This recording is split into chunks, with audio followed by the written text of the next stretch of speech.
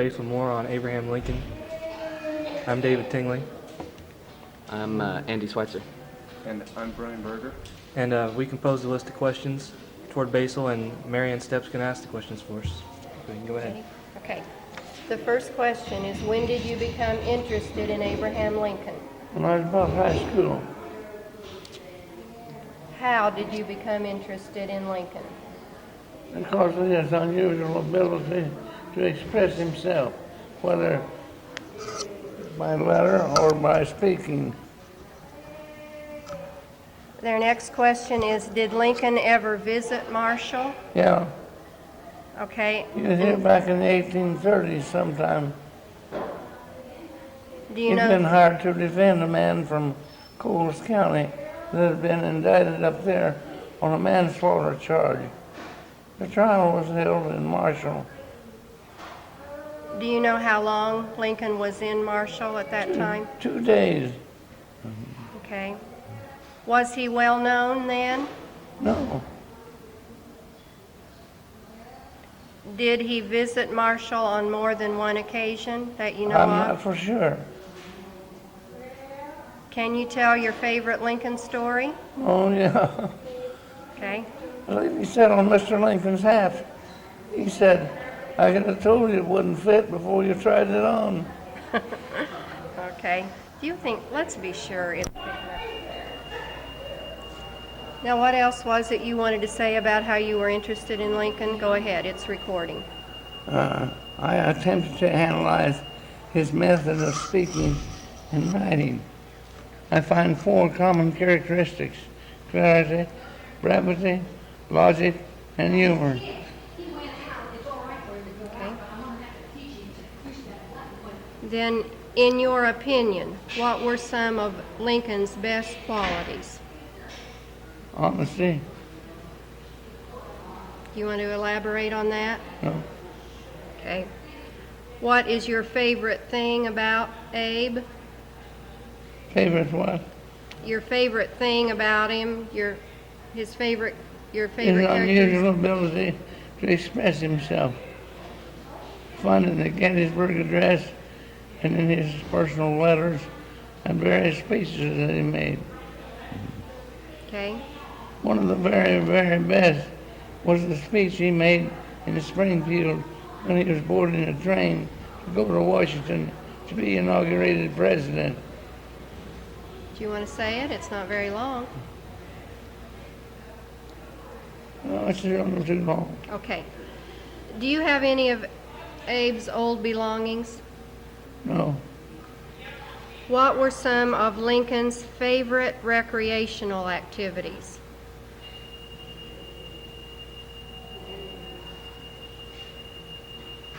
wrestling, Okay. Did he do it himself, you mean? Uh. Or did he? Okay. Have you ever visited the Lincoln Memorial? yes. The one in Washington Mm-hmm. and the one in Springfield. That was the next question, I think, wasn't it? I don't go overboard for that. Okay. Do you want to tell any more about the memorial? First time I saw it was at night when it was raining, and we had been driven all day, and I was tired, but I wanted to see that memorial in Washington right now. And I got out of the car and went up there by myself to see it. Went back next day when there's much tourists there, and it didn't mean near as much. Have you ever been to Lincoln's grave site? That would be Springfield, right? Yeah, Do you want to tell any more about that? I got to know the caretaker up there real well. And he lived in the house next to the Lincoln burial place. And he invited me to come to their house anytime I was in Springfield. And they'd have an extra bed for me. So I went one time, and I called in advance. I don't like surprises. I called in advance, and when Mr. Cashman is the man's name. When he answered the phone, he was down in his office, down underneath the burial place. And when he answered that phone, he said, Lincoln Tomb. Okay. What else, Mother? Do you want to tell something about Harrogate University? Oh, yeah. It's known that when Lincoln was with some of his dignitaries one time, he had a map handy. He pointed to a spot on the map where he thought it would be a good location for a college or a university of higher education. And that's where they built the one at Harrogate, Tennessee. Okay. Do you guys want And to? I've been there. Been there? One of the nice things about that is this Colonel Sanders, you know, the king of fried chicken. He gave him a few $1 million to build a new library there. And I went down to the dedication of it, and Mary Ann's husband, Terry Stepp, went with me. We got to meet the fried chicken king. Do you guys think of anything else? No, not really. Okay. Is there anything else? That's all their questions. Is there anything else of interest that you want to mention, Daddy? We've been through the questions. What was that last one? Have you ever been to Lincoln's grave site? Yeah. There's something there that attracted my attention. At the grave site in this cemetery there are statues of Mr. Lincoln. Some are made of bronze and some are not. But right at the corner where you go around this, and there's a statue there. They about rubbed the finish off of the foot of it.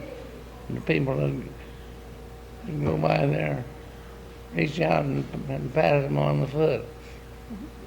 And it's just about worn it out.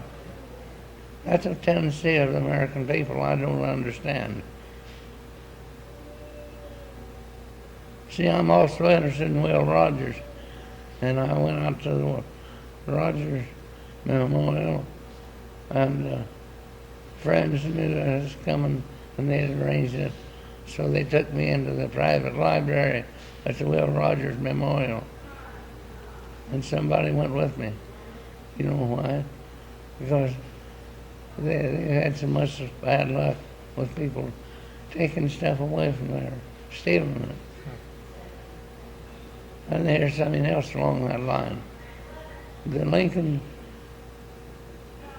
cases that he heard here in the Marshall courthouse, he entered the record in the clerk's office, and somebody came along and cut those pages out and stole them. How long ago was that? This is something about the American people I don't understand, and they ought to be ashamed of it. What would you do with those stolen records? I wouldn't give them a dime for them. They thought they're stealing something valuable. I don't know anybody that would. I expect there is somebody if they'd advertise it. Do you guys think of anything else? Not that I Okay. think of. Is there anything Yeah. else you want to say? Yeah, about the trial in Marshall. The governor at that time was named Madison. Madison, M-A-T-T-E-S-O-N. When he retired, he built a house in Marshall. That's where Frank Pierce lives now. So, the time Lincoln came to Marshall was to defend a man from Coles County by the name of Davis. And, he was tried on a manslaughter charge and was sentenced to prison for 6 years. Lincoln apparently felt that fellow got too too stiff a sentence. And so after a time, he wrote to the governor and tried to get him a pardon. I have that letter is in my book, a copy of the letter that he wrote to Governor Madison. He gave the background of the case in the first line or two, and he had assisted in this man's defense. And then he wrote, I thought his conviction was right, but that the sentence imposed was too long under the circumstances. He has now served 5/6 of his sentence. His family is in want. He lost one of his arms in the Mexican War. I have the word of the warden that he has behaved himself well in prison, as he promised. In view of the above, I request that he be released from further confinement. And the governor didn't even answer the letter. The man had to serve the full term. But here's where I think is interesting.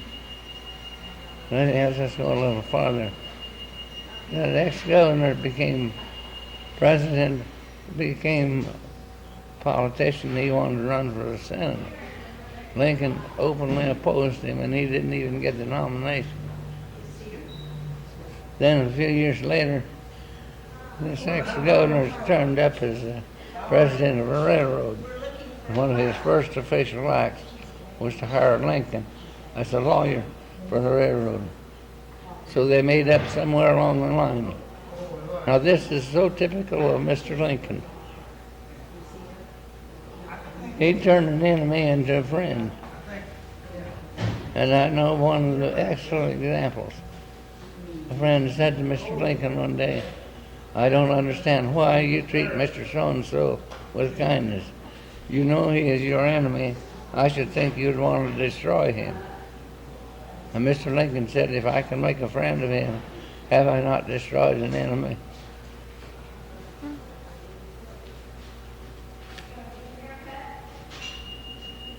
This is very true.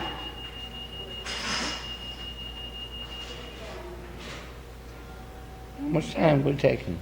I don't know. Are you finished? Yeah, Okay, been on about 20 minutes. close to that. Okay.